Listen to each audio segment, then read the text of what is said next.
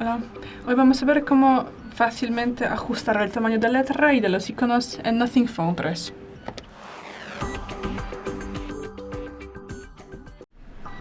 Para esto tendremos que acceder a los ajustes, luego bajamos y buscamos la pestaña Pantalla.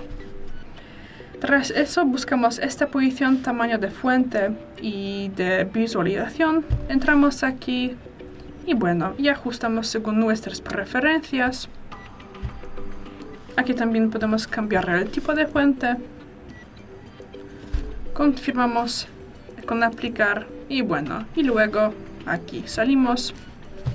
Y si queremos regresar a los ajustes predeterminados que tuvimos al comienzo del video, tendremos que regresar aquí, bajamos y aquí para esto nos sirve restablecer ajustes y esto se refiere solamente al tamaño de texto y de visualización.